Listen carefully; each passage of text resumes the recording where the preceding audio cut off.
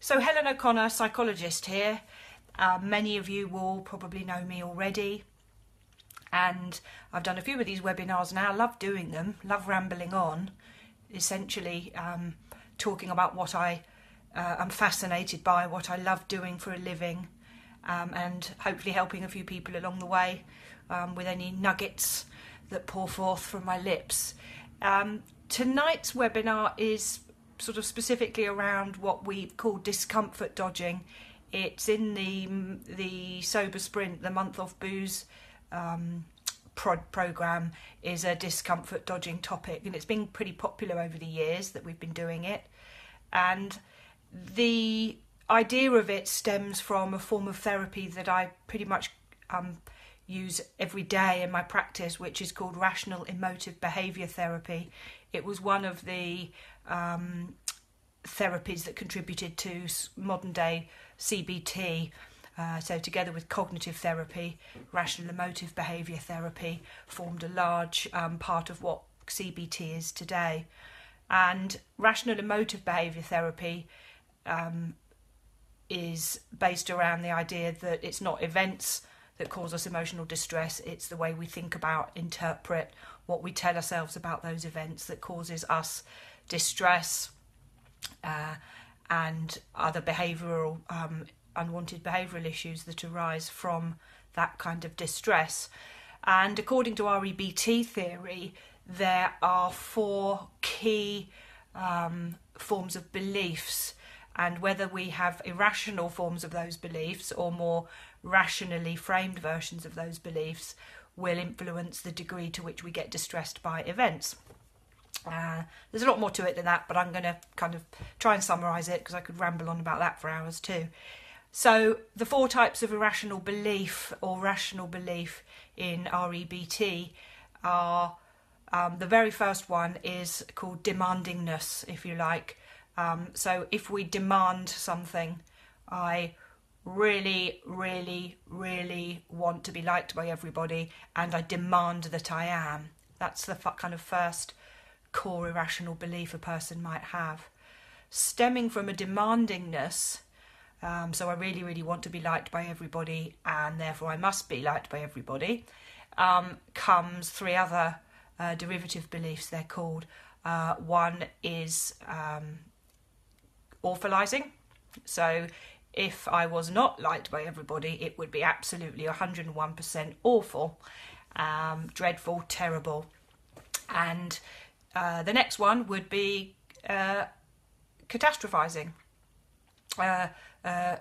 awfulizing, and the final one is low frustration tolerance, or LFT.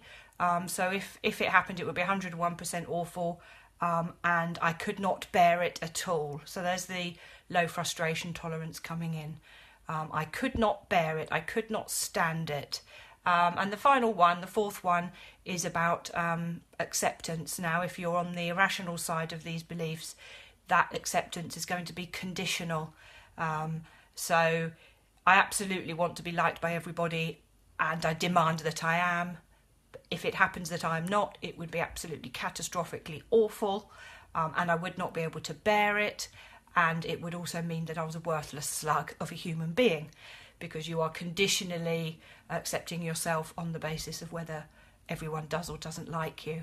On the flip side of that, we've got preferences rather than demand. So I would really like everybody to like me. I really want that to be the case, but I do not demand that it be so. I can accept that that preference is not always met. Stemming from that, usually the next 3 beliefs are a bit easier to come by. So even if some people didn't like me, it would not be catastrophically awful. It wouldn't be great, but it wouldn't be catastrophically awful. And if it's not catastrophically awful, the chances are I'm going to have a belief around the idea that I could stand it, I could bear it, to not be liked by some people. And probably I'm going to be able to unconditionally accept myself. So just because some people don't like me doesn't make my entire being worthless. It just means that I'm a bit of a Marmite kind of character, and I can handle that. You know, life has its ups and downs. I have my ups and downs, and so do other people. So there's 4 sets of beliefs. We've got the demand or the preference, we've got the catastrophically awful, or the I can accept it is a sliding scale of awfulness. Most things aren't absolutely awful. Then we've got the LFT, low frustration tolerance. I could not bear it if this thing happened, versus I could stand it. It would be worth it to stand it, however bad it might feel. And I do not rate my entire self just based upon one aspect of my being, and I don't rate other people based upon one aspect of theirs either. So today's discomfort dodging is really around that third belief, the low frustration tolerance kind of beliefs, which also can relate to low discomfort tolerance. People who are unable to tolerate various forms of frustration or discomfort are far more likely to give in to our somewhat natural tendency to be a short-term hedonist. Immediate pleasure and gratification rather than long-term goal achievement. And this is something that I think is part of the human condition. I think we are rather liable to be short-range hedonists in many respects, and I think where things like drinking and of drug use and other behaviours that people might find themselves indulging in somewhat compulsively, such as gambling, shopping and other behaviours, I think some of that does stem from this short-range hedonism and an inability for some people to actually tolerate their discomfort of not giving themselves something they really, really rather want. So there's normally sort of 4 categories of frustration tolerance or intolerance. One is emotional intolerance, where we are intolerant of emotional distress. We sort of can't actually bear any emotional distress. And that might include feeling sort of stressed or under pressure or nervous or anxious about something. Some people don't have much tolerance for some of those more negative emotional states. I'm not talking here about clinical anxiety, like generalised anxiety disorder. I'm talking about feeling anxious about something that the person would rather not do. I know people who are anxious about getting on a plane, but they're not phobic about it. But if they are emotionally intolerant, they are less likely to be able to tolerate that level of anxiety they do have, and therefore they won't ever fly. But they definitely don't have a phobia, according to how phobias are defined. But they are either more or less able to tolerate their anxiety about getting on a plane in order to do so. We also have entitlement, which involves a sort of intolerance of unfairness and sort of frustration in being sort of gratified in one of our wants. I certainly lean towards lower frustration tolerance on this scale, I would say. It does really grind my gears when I perceive things have been unfair. I've had it in the workplace before, where I would like to think that I'm just there doing a really, really, really good job, and I am aware that there are other people maybe alongside me doing an okay job. There might be people alongside me doing a good job and not as good as I see myself being, and there might be people who are probably not doing a very good job at all, and I get very, very, very angry because I am unable to tolerate it when somebody who I don't consider is doing a very good job somehow manages to get promoted or rewarded in the workplace. So that's just me. That's something I work on, because there's no rule or law that says that everything must be fair and everything is a meritocracy, and I should just sit there being brilliant and expect people to reward me for that. So that's something I work on. We also have the number 3, so we've got emotional intolerance, we've got this kind of unfairness intolerance, injustice intolerance, then we've got discomfort intolerance, which is intolerance of sort of difficulties and hassles, and I would consider that comes a lot into behaviour change. I see it with people who are trying to be more active, people who are trying to eat healthily and lose weight, people who are trying to reduce their drinking, be moderate or stop, when they're not physically dependent on alcohol. This is because achieving many lifestyle changes, particularly, mostly that is because they involve consistent long-term change. To see any real observable or measurable differences requires sort of concerted effort over the long term. So we need to postpone immediate gratification and immediate wants and needs and pleasures for what hopefully for the person is a longer term pleasure. We see people on the Club Soda Together Facebook page.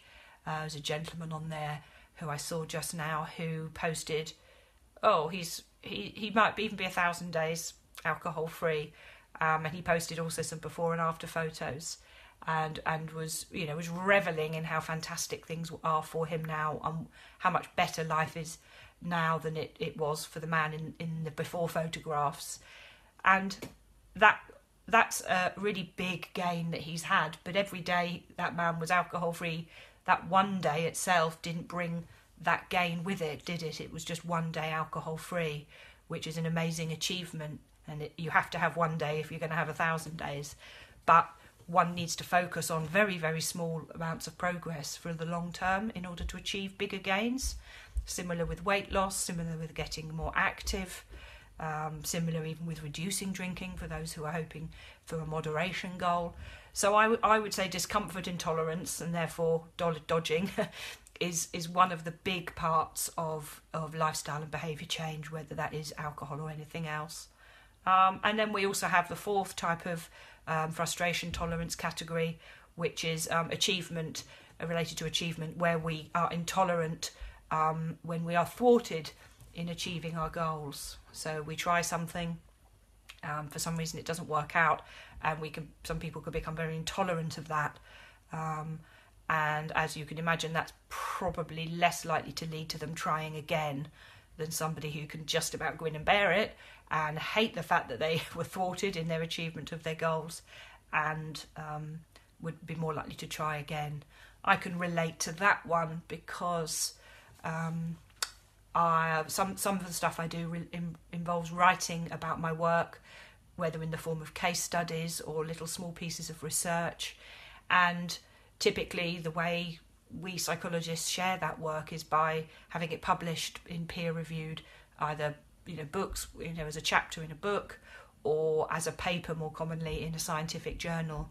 And the process of getting a paper ready and then submitting it to a journal, and then having two anonymous peers often very ruthlessly critique it with huge amounts of amendments. It can also be quite frustrating to put all that work in and to get sort of what's ultimately feels like quite a negative comment back, and having to go back to the drawing board in terms of re-preparing the paper again and resubmitting it again in the hopes that next time it's accepted with minor amendments, etc. You may even be rejected outright by the journal, and then you have to consider applying the paper to another journal and rewriting it according to the new journal's guidelines, etc. So it could go on and on and on. So if I had low tolerance for when my sort of need to achieve in that respect in terms of getting published is thwarted, or I'm just given far too many corrections and amendments that I couldn't be bothered, I'd never have had anything published. So I need to have quite high tolerance for lack of goal achievement, certainly in the short term, and be aware that it's a longer process, and I will sometimes fail, if you like, and that paper may never get published anywhere, however hard I try. So there's 4 different types. We've got emotional entitlement around unfairness. We've got discomfort intolerance around sort of difficulties and hassles, and achievement or lack of achievement tolerance. So I would say today's session will mostly be around discomfort, because that's where most people need to improve in order to successfully master their decision making and stick with their hoped for plans without giving into other ideas their brain has around pleasure in the short term. And one of the reasons it's important to think about this is also because I'm no neuroscientist, but there's kind of two parts of our brain. We've got, let's say, the feeling part, and we've got the thinking part. Now, the feeling part is not concerned with whether anything is objectively true, whether there's evidence for it, or whether it's false, or it's just opinion, or it's just subjective. So the feeling part of our brain takes its lead from the thinking part of our brain, and it's not going to know if a thinking part of our brain is thinking about things that are, objectively true or subjectively perceived.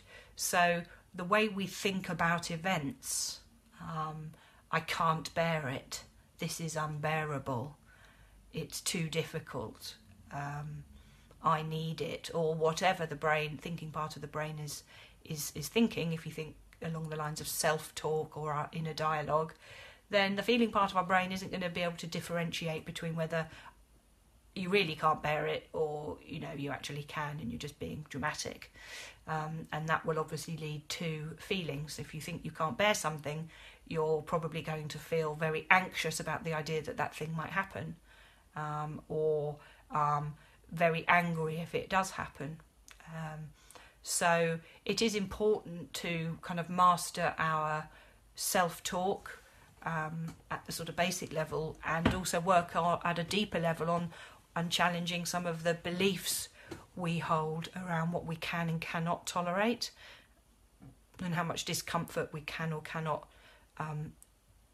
bear in the interest of pursuing our longer term goals. So I suppose for people on this webinar, it's to think about, well, if you're struggling to have an alcohol-free night, when that was the plan, whether that's a night in the week because you're trying to be moderate, whether that's night 453 out of hopefully the rest of your life alcohol-free, make sure you check in with what you're telling yourself about what you can and cannot bear or tolerate about not having a drink that night, particularly as the more you think it's unbearable or unpleasant or unfair that you of all people have to not have a drink tonight, and it's so unfair that other people can or what have you, the more likely you are to really feed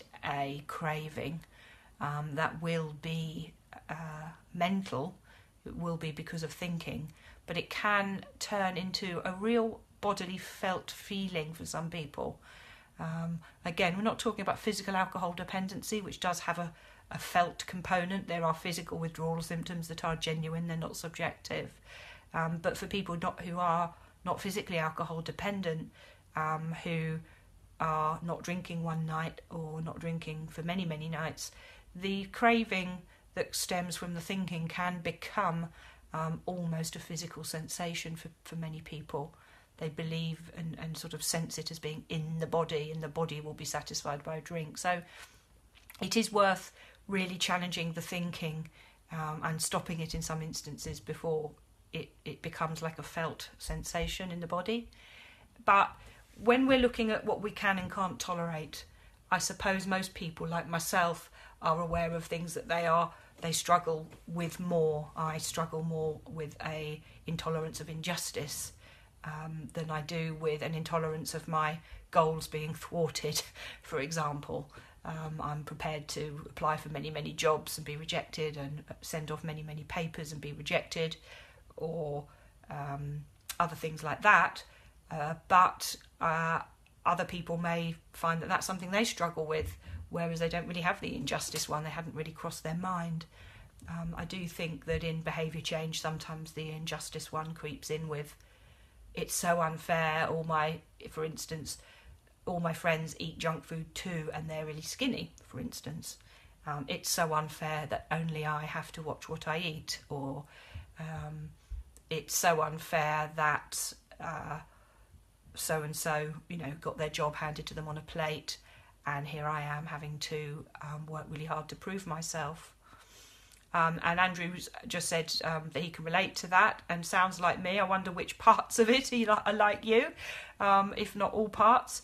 I think we all have this in us. This is why a whole therapy model has been built around these sort of core beliefs, is because they're very, very central kind of categories of thought that most people have in the Western world, at least, who've been, investigated. So I think it's quite common, and I think it's, it's probably biologically slightly inbuilt, that we're going to be short-range hedonists. We're going to want short-term pleasures because they're immediate. We can get them now. Waiting and waiting and waiting and waiting and waiting for something that will make us really happy in 2 years' time, much happier than giving in to the smaller pleasure now would bring. But it's just an inbuilt sort of human cognitive bias or error. It's one of the sort of scientists, psychologists who I really admire, George Ainsley, I believe his name is, he talks about smaller sooner versus larger later rewards. Now, many of us will go for smaller sooner. Larger later usually involves tolerating a lot more discomfort and feeling a lot more frustrated as we do, in order to get that larger reward. But that larger reward is far more worthwhile than lots and lots of these smaller ones. But nevertheless, we are possibly going to often be prone, certainly in some areas of our life, to these smaller sooner rewards, whilst still wanting the larger later one. That's the problem of human nature as well. We can want the larger later reward. People can want to have a good physique, for example. People can want to be alcohol free and want to be that person 2 years from now, reaping all the rewards of that, even 3 months from now or 1 month from now, reaping all the rewards of that. It's not that they don't really want that, and I think that's often the mistake that other professionals and other people can make, is that they think somebody just doesn't want it enough, because if they did, they'd be working towards it. I see in my day-to-day practice people wanting something so much, really wanting it. I don't believe they're paying lip service to that want. They really don't like the current situation. They really do want this larger later goal to be achieved.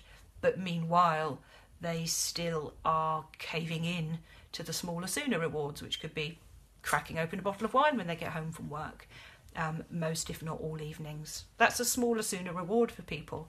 If it wasn't in any way rewarding, people wouldn't do it. Usually it's habitual, yes, but it's also, there's some itch that's being scratched by doing it, and usually, by the time the person goes to bed and wakes up in the morning, they probably realise in hindsight it was an itch they didn't need to scratch, and they would have bared it if they hadn't. But people can spend a lifetime living in this this kind of limbo between having a real strong wish for the larger later goal, the larger later reward, and day by day by day they are actually giving in to the smaller sooner reward.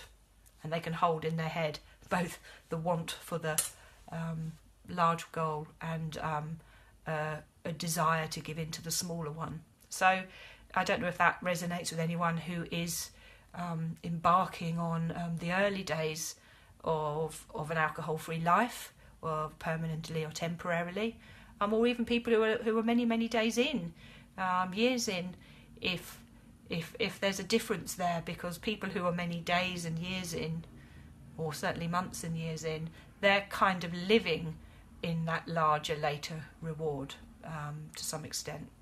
They've achieved it, and it's about maintenance.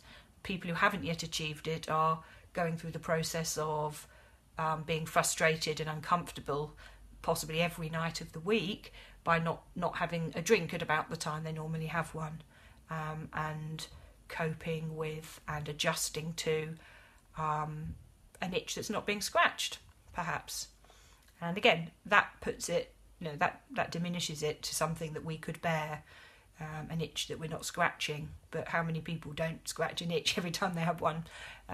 We give in to all sorts of small urges all day long.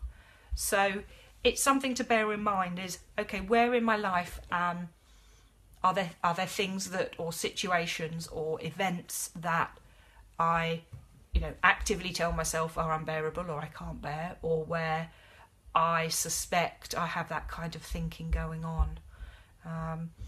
It does, again, this does sort of flow from the 4 core belief areas of REBT, because if we really, really want have a real demand for something, I must always get what I want. Yeah, and I demand that I do. If we have a demand that starts that off, or I must always be comfortable and never do anything that I don't want to do, and I demand that I never have to. If we have that kind of demand to kick things off, the chances are that if we are in a situation where we have to make ourselves a bit uncomfortable, we're going to consider that to be quite an awful situation. And if we think it's awful, we're going to think it's really unbearable. And we're probably going to then conditionally have a conditional acceptance of life, e.g. all life is absolutely awful because I'm being made to be uncomfortable in it. So typically we're going to have all 4 of these beliefs linking up. There's certainly going to be a demand probably behind it, but that doesn't mean we can't work one at a time on different sections of those beliefs. And I do think with behaviour change, thinking about discomfort and what we're prepared to tolerate in pursuit of our larger, later goals is really important.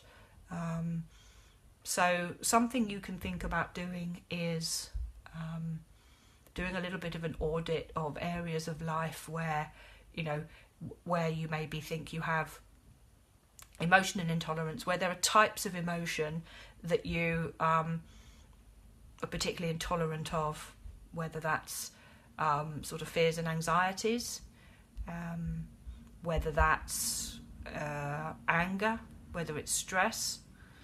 I'm not saying we should court these more negative, unpleasant emotional states. I believe it's much nicer to not experience those things. But sometimes they're inevitable, and if the inevitable happens and we are not very tolerant at appreciating our ability to sort of sit with it and not avoid it, then we're going to be able to probably do more with our lives. We're going to be less avoidant of situations and people and things, because we can tolerate the potential for negative emotions that arise from those things. And again, think about being really, finding it really unpleasant to be on a plane versus, which isn't a phobia. I'm really not talking about phobias. They're very, very, very different things, and they're actually more rare. But really not enjoying it, but doing it anyway. Feeling quite anxious for the whole flight, but you're doing it anyway because it's worth it at the end. One day, it would be nice to think you can emotionally tolerate that anxiety to the extent that you're not anxious about it at all, because you've done it a few times and you've learned to manage your anxiety within that situation. But if you're somebody who typically tries to avoid negative emotions, then you may be missing out on things. It may also hinder your ability to be alcohol-free permanently or for a while, or moderate your drinking, because sometimes we need to be able to tolerate unpleasant emotions if we're going to tackle some of the other areas of our life, areas that might be underpinning our drinking. So, for example, I suppose I'm emotionally intolerant most of the feelings that are aroused by confrontations, and I'm quite avoidant of confrontation, to the extent that it's something I have actually worked on in personal therapy.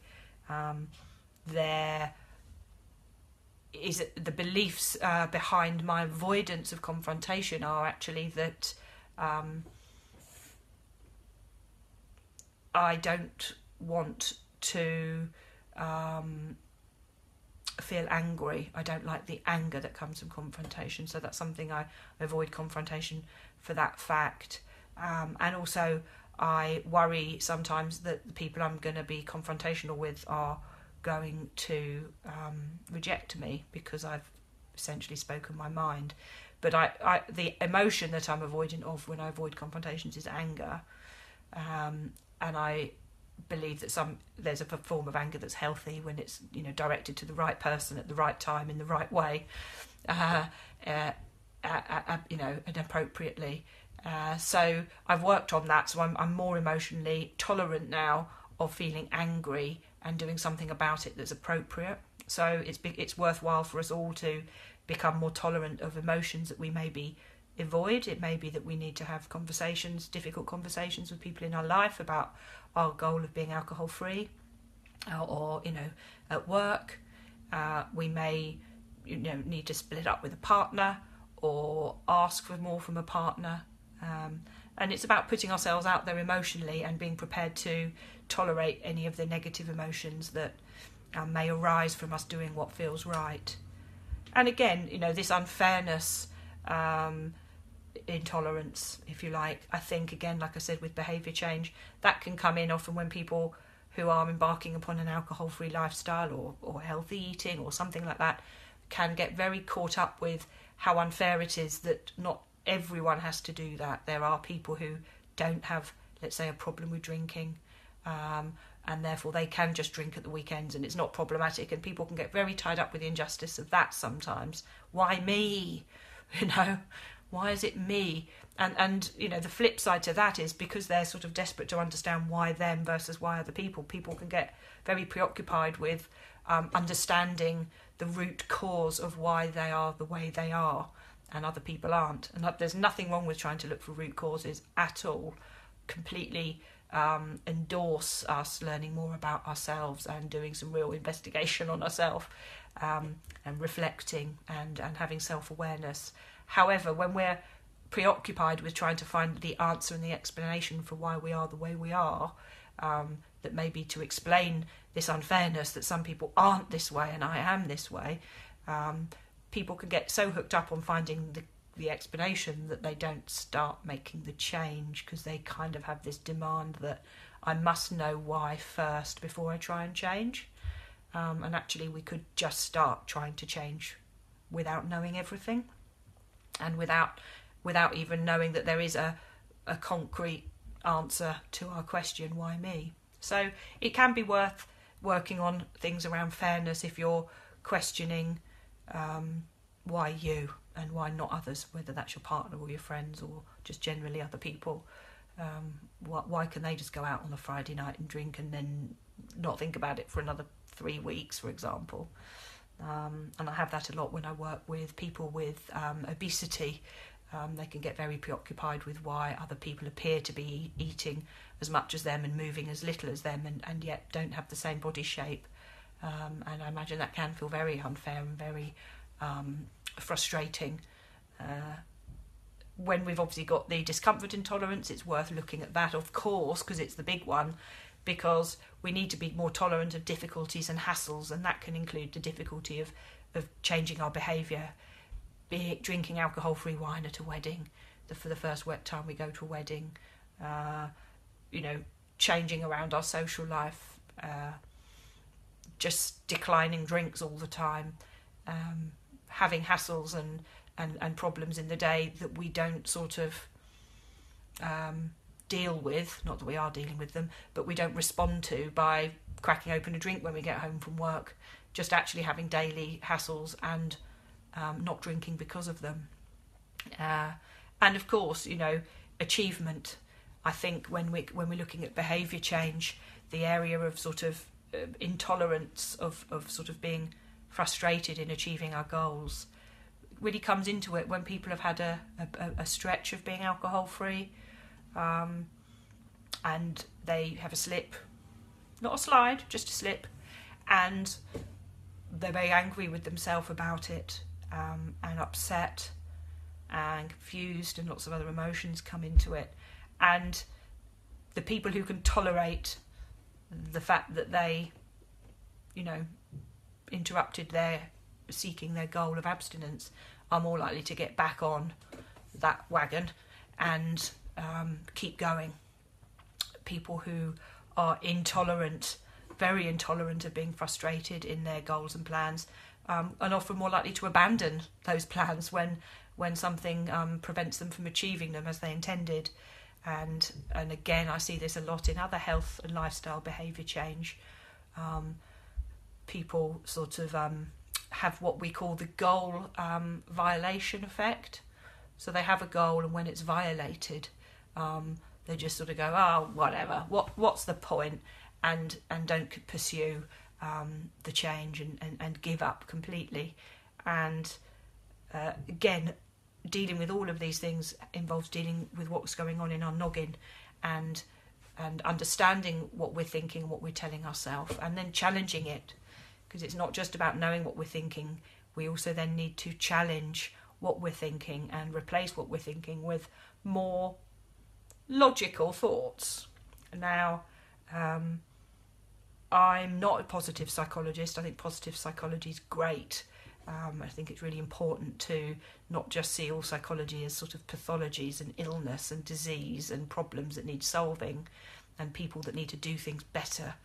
I think positive psychology is brilliant because there's lots of amazing stuff that people do, and just because they're lacking in one area of life doesn't mean they're lacking in all areas of life, or that they're broken or need fixing. So positive psychology, focusing on healthy psychology and how other people can learn to be healthier psychologically is great. However, when we're coming to rational emotive behaviour therapy, the big word there is rational. And by that, I see it as we really don't want bad stuff to happen. That's fine. As long as we don't demand it never does, we're probably going to be able to cope if bad stuff happens. As long as we make sure we don't have a demand that it must never happen, then we can still strongly prefer bad stuff to never happen. That would be logical to rather bad stuff never happens. However, the truth is bad stuff does happen. So it's actually rational to accept that bad stuff might happen sometimes and that we really won't like it. Not going to put a positive spin on it. Every cloud has a silver lining or anything like that. Bad stuff happens. People don't like me, even though I'd much rather everyone did, for instance. And then having more rational thoughts about the fact that a thing we really dislike's happened. So, and by the way, I do like to be liked, but this isn't one of my rational thoughts, because enough people have not liked me over the years that I now have a very rational idea of the world, which is that there are people in it who don't like me and people in it who do. And people in it who've not met me yet, and I don't know what they'd think. So I have quite a rational, healthy viewpoint around my popularity as a person. But using it as an example, you know, if you always demanded you were liked, and it would be absolutely awful and unbearable if you weren't, and it would mean you were a worthless human being if somebody didn't like you. It's worth, rather than going, oh, I'm sure, you know, everyone does like you, you're a nice person. That's not logical. There will be people who won't. Let's be realistic, and let's just change our thinking about it if it happens, which is, oh, well, that's a pity, because I still much rather everyone liked me, but I know that it's not feasibly possible for all 3 billion people on this planet, however many there are, to like me, because some of them, many of them, most of them, 99.9% of them never have, and some of the other ones who I've met in my life since I was born did not like me, so I already know there's no evidence that I must be liked. Excuse me. So, diet ginger.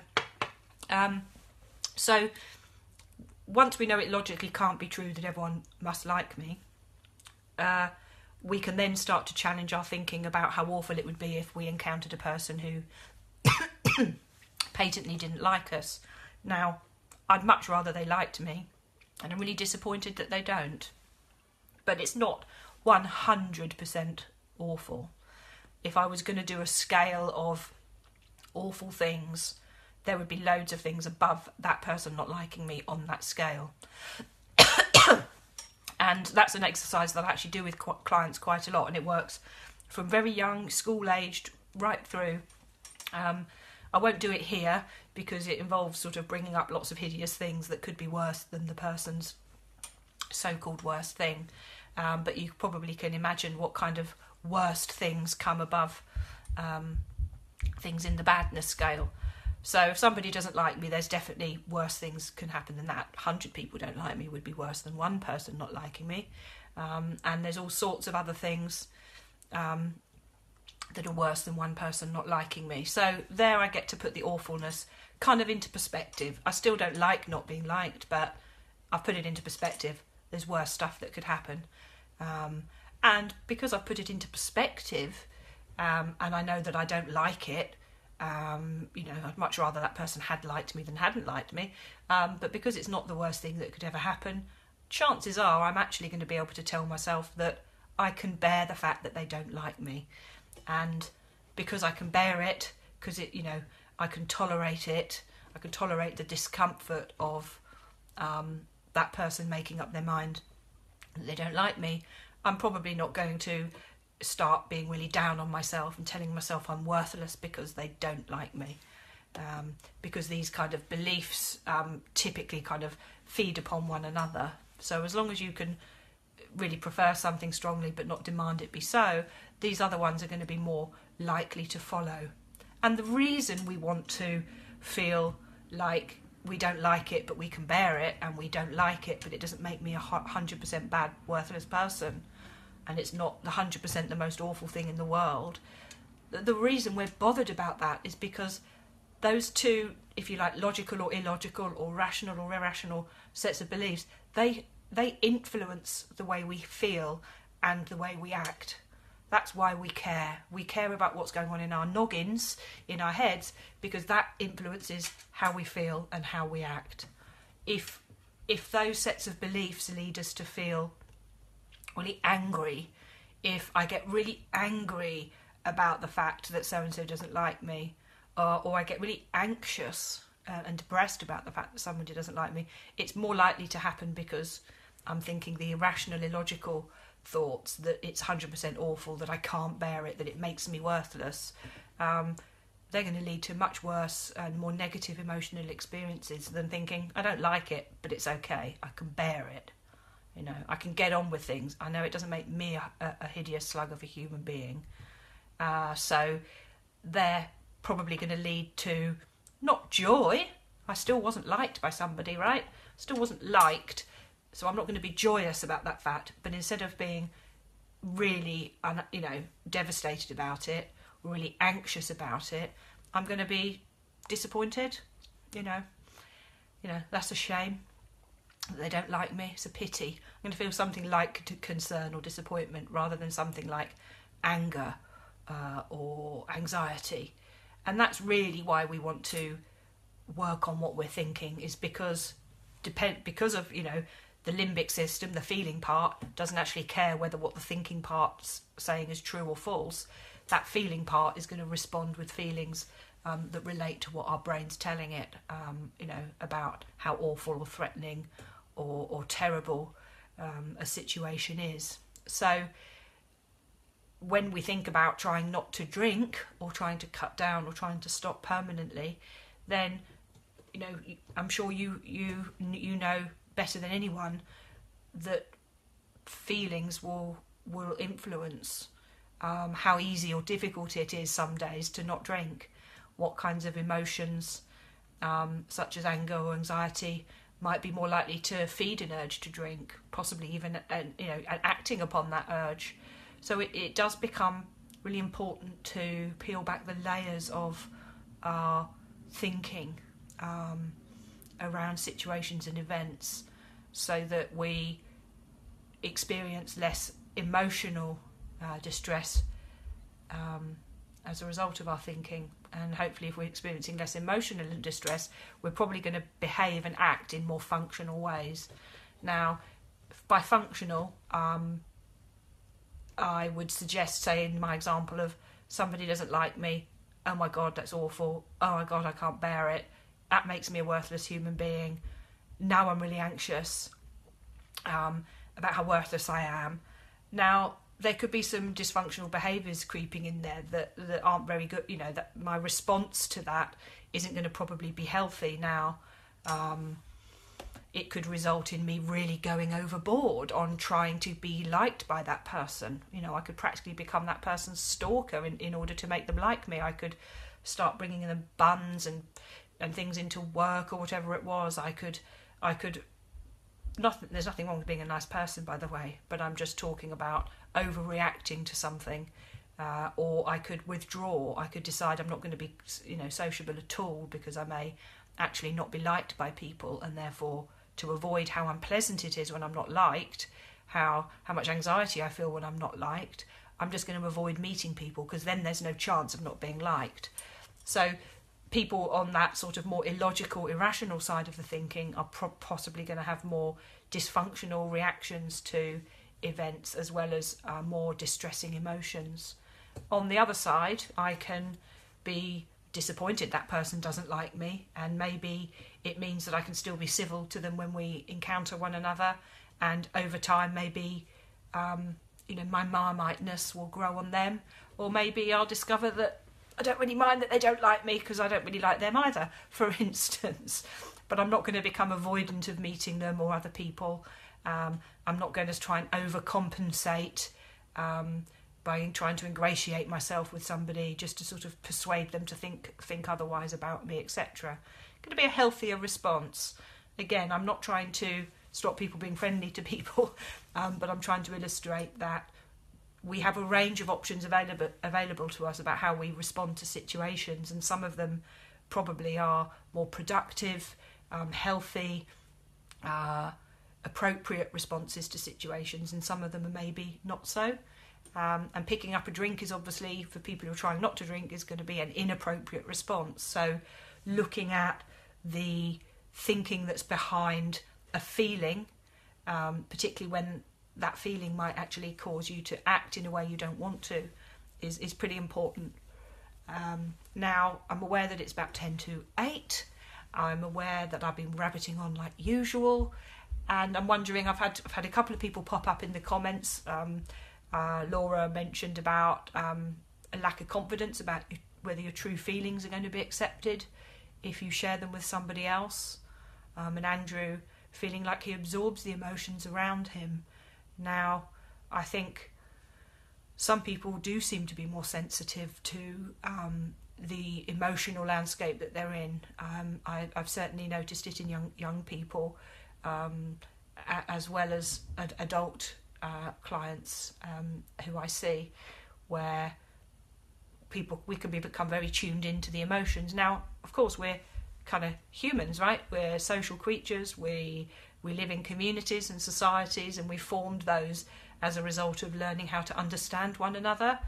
Thanks, Nicola, rabbiting on very usefully. And we only formed societies that were kind of successful and thrived because we learned how to interpret one another. And this is, you know, pre-language. We learned how to interpret one another. We've been being humans pre-language. So being able to read and interpret emotions is an important part of being a human, isn't it? Because it's how we get on with others. It's how we try and respond appropriately to situations, and how we can be cooperative and form societies and relationships and everything that comes with that.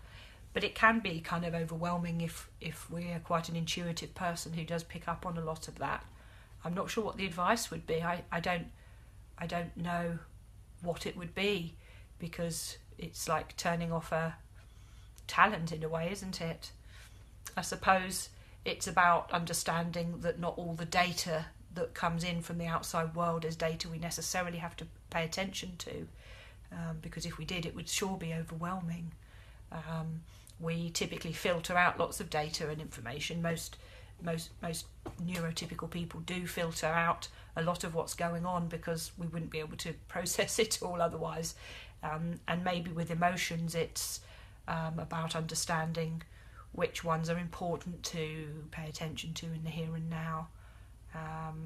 For example, in a workplace, you may have a boss who's in a really bad mood, co-workers who are in a really bad mood, and a client, I'm thinking of me now, and a client who is in distress, and somebody else in the waiting area who seems really angry through their non-verbal communication. Now, I can probably ignore the fact that my boss is in a bad mood right now, because I'm not personally the type of person who will assume that he's in a bad mood with me. So I'm not going to worry about that. And my co-worker I'm not going to worry about. I'm going to want to obviously support my client who's distressed appropriately. And I might want to de-escalate the possible angry person in the waiting area, because that's part of my job. So there's lots of feelings and emotions going on, some of which are just my interpretation of events, and some of which, you know, may be obvious because of what I'm seeing. But I suppose we must learn to filter out all of the emotions in our landscape in order to just deal with what we need to deal with in the here and now. I'm glad I've been rabbiting on very usefully. I love talking to you, at you, I feel, but to, and I apologise profusely to Laura and to anyone watching later that I'm in portrait. My phone just doesn't turn the film around when I swivel it. Yeah, non-neurotypical is hard work, and if that's you, Nicola, then I imagine you've encountered far more strategies and solutions for living with, coping, surviving than I could ever begin to understand. Like I say, this is a tiny sort of snippet that I rambled on about from a therapy format called Rational Emotive Behaviour Therapy. There's quite a lot of what I would call easy to understand books around this. Cognitive behavioural therapies particularly emphasise self-learning, so it's very common for therapists and counsellors to give books or recommend books to their clients to self-educate themselves on the model. That's considered to be part and parcel of the treatment, because really we want our clients to become their own therapists and not need us anymore. That we want them to learn and apply the techniques for themselves so that they don't need our guidance in doing it. Now, there's a book called Beating the Discomfort Trap, certainly by Wendy Dryden and maybe by somebody else. I'll pop the link up for Laura. I'll pop the link up underneath this video, but also a couple of other books that are sort of more generic about REBT if you're interested in digging into it a bit. I really like it because for me it's not just a model of our cognitions, which is sort of taps into my geeky sciencey bit, but actually it's a really good philosophy for life.